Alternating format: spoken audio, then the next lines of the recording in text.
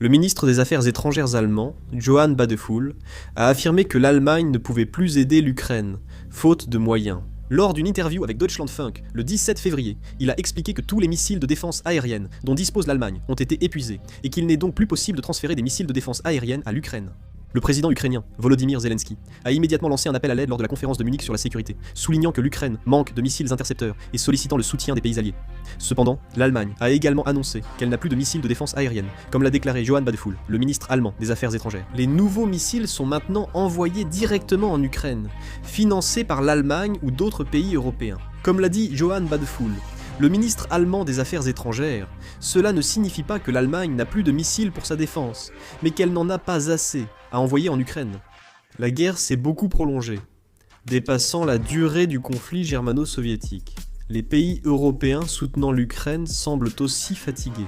Johann Badefuhl, ministre allemand des Affaires étrangères, a aussi affirmé que l'Ukraine, en résistant à la Russie, renforce la sécurité européenne. Il a aussi appelé les autres pays européens à accroître leur soutien à la défense aérienne ukrainienne. Le ministre des Affaires étrangères, Johann Badefuhl, a déclaré qu'étant donné que la Russie continue de mener d'importantes attaques de missiles et de drones contre les villes et les infrastructures ukrainiennes, un soutien supplémentaire des pays européens est également urgent. La raison pour laquelle les propos du ministre allemand des Affaires étrangères, Johann Badefuhl, sont encore plus inquiétants, c'est que l'Europe entre désormais dans une phase où elle ne peut plus aider l'Ukraine, même si elle le souhaite. Avant, le problème était le manque de volonté de soutien. Maintenant, c'est la capacité à soutenir qui fait défaut. Les missiles de défense aérienne sont produits trop lentement, ce dont la Russie pourrait profiter pour accroître ses attaques.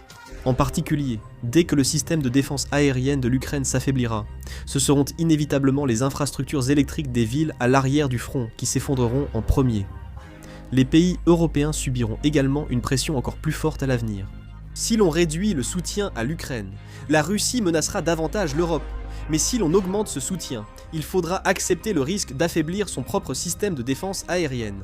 Dans le même temps, il est très probable que les problèmes déjà accumulés au sein de l'Europe viennent s'ajouter, ce qui pourrait entraîner une explosion de la pression politique. Pour l'instant, ils tiennent grâce au soutien.